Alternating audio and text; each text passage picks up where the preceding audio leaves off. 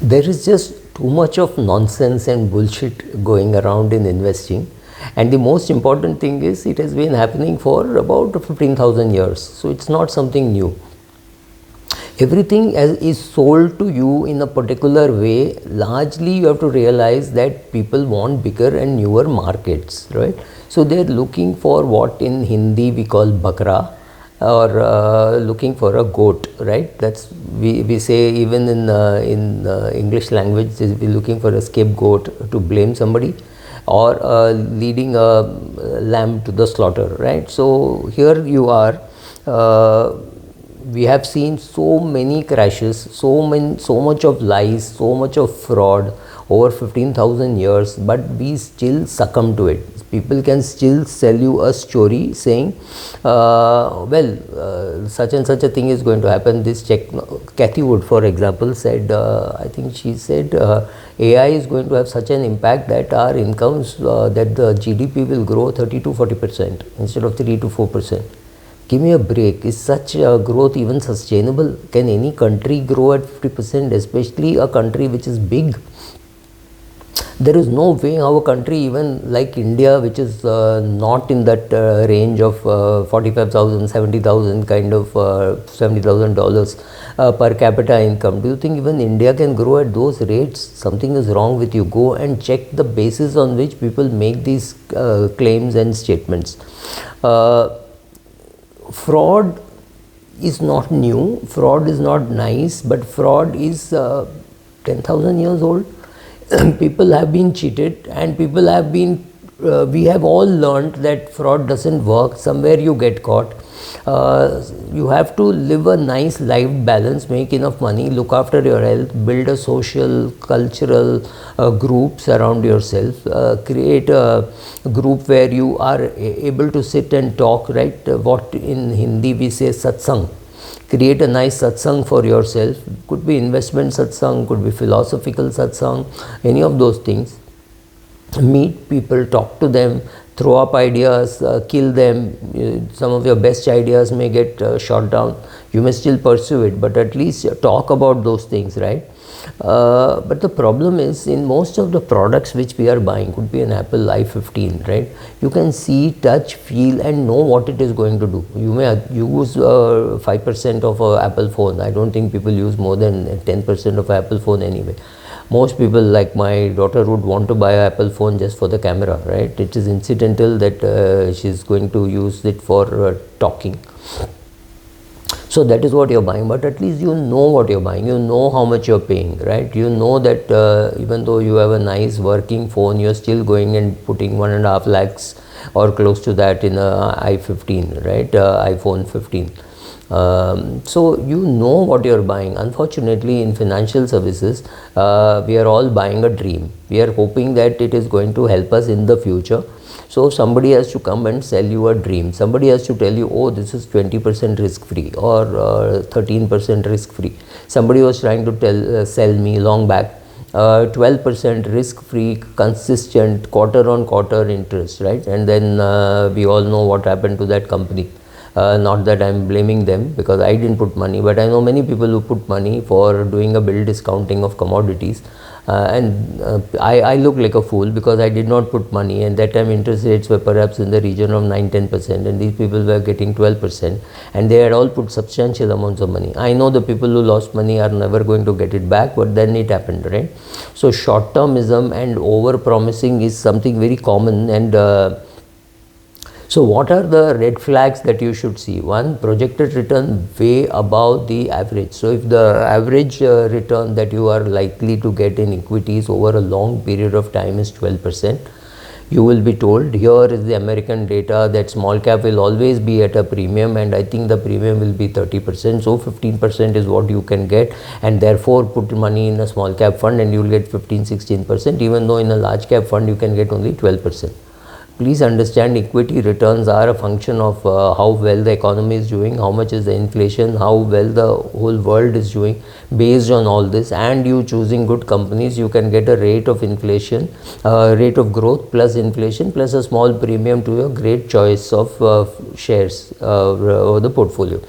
Now suppose inflation is 3%, you would get perhaps 3.5% in the best debt instrument and 4.5 in the best equity investment. That's what you will get. And assuming there is some growth, you add growth to it, but you will just about beat inflation in your debt, and you will beat your inflation plus 1 or 2% at this rate, and that is what you will get in equity. So somebody comes and tells you there will be a small cap premium.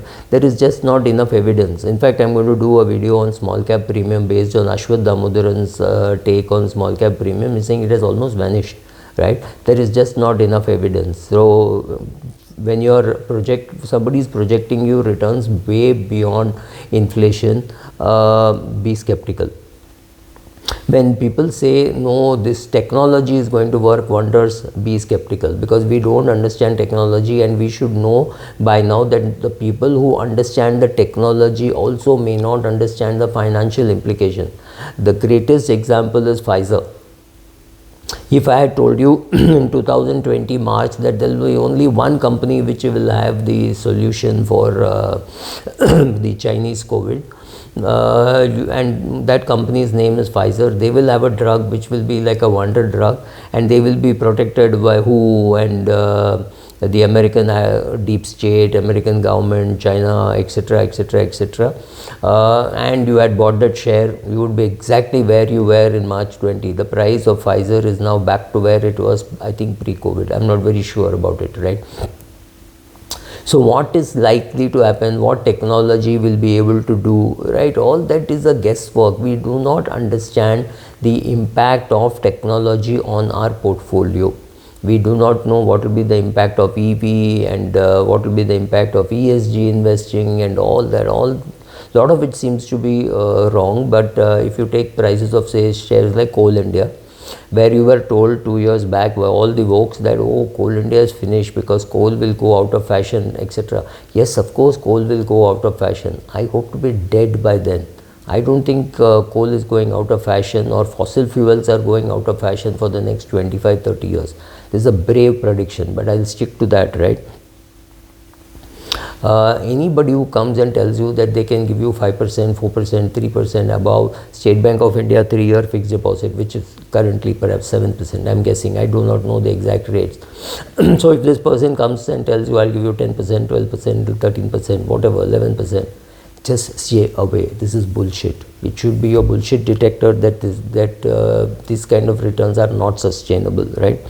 Also, it is very easy to walk to a senior finance person and say, sir, this is a very complex product, but you will understand. This is the best thing that the con can tell you, because he knows that once he has told you that, you cannot ask very simple questions even though you don't understand. It's your money, ask. If you don't understand, don't invest. Don't invest just to pretend that you understand. People do it, and that's quite shocking, right? There is another problem that some products, like say life insurance, is excessively incentivized in the first premium.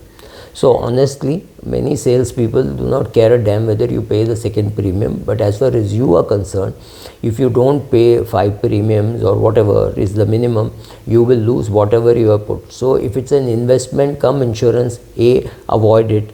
B, if you are doing somebody a favor, understand that you have to pay for at least 5 years, if not more. These are expensive, it's not worth it. It is worth separating the investment and the insurance, but in case you're taking, understand that the incentives are so humongous and large for the first year premium that they don't care whether you pay the second year premium, right? So they even incentivize you by saying, I'll pay the first premium for the first quarter, right?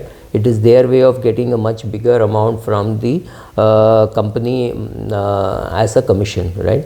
So whether it is Cathy Wood or whether it is cryptocurrencies, any of those things, I mean, I can tell you many stories, but that is not the purpose. The purpose is to say, what can you do to avoid things like bitcoins and things like that? Just not because bitcoins is bad, but because you have not taken the trouble to understand what bitcoins are, or you're not able to understand what are structured funds and what is happening in that, right? So also remember that the recent change in the taxation of debt funds, maybe less than a year ago, You have to understand that debt will get taxed, so whether to put in a PMS or AIF or mutual fund is no longer just a taxation question.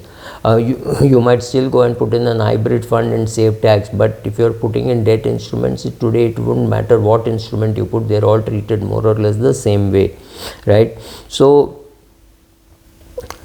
what are the steps which you should do, which you should take? This is again from an article which I saw. I'm not quoting the author, because this is not completely what the author said, so I don't want to quote the author, right? So the first step is to recognize that you are it's possible for a fraudster to get his hand on your neck. If you keep saying that I'm very smart and I can't be conned, you will be the first to be conned. And beware of links which you get saying click here and you will get this, you will get that, right? Unless you know the source. If it says click here and you will get your credit score, then it's still fine, because you know that this is a good website where you are getting, or go to that particular website whose credit report you want. There's no need to click on something and lose your money. Be careful about that. Financial markets are large, they are competitive, and the people there are much smarter than you and me, right? They're very smart. I've trained some of them are brilliant, some of them are super brilliant, but all of them have an agenda. They need to please their bosses, which means they have to get more earning, and for that, if they have to cut you to pieces, so be it, right? Easy money making opportunities are not lying here and there for everybody to go and pick it up. It is difficult to find, and so those who find keep it to themselves. They don't share it around. If somebody is sharing it around, understand that it is too good to be true. If you think it is too good to be true, it is too good to be true, right? High risk with low, high returns with low risk does not happen. When somebody is offering you high returns and tells you there is no risk, the first question to ask is, why am I getting so much of a risk premium?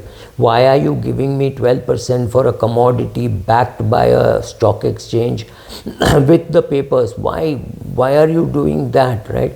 So the question is to ask those questions and see whether the answer is very reassuring, right? So high returns without high risk cannot happen. That is where risk comes in. If you are sure that the returns are going to be high and the risk is less, the market will price it accordingly. If the market is refusing to remove the risk premium, it means something is wrong with the data that you have with which you are working, right? Lot of smart people in the market. Be careful. Ask questions, be skeptical. Do not assume that because these are big brands, Citibank will not do a bad deal, HDFC Bank will not do a bad deal. Oh, these have been approved by the regulator, how can they do a bad deal? I'm not getting into any of those controversies. I'm not answering any of those questions. I'm saying very simple, understand what you're buying. If you don't understand, don't buy. Thank you.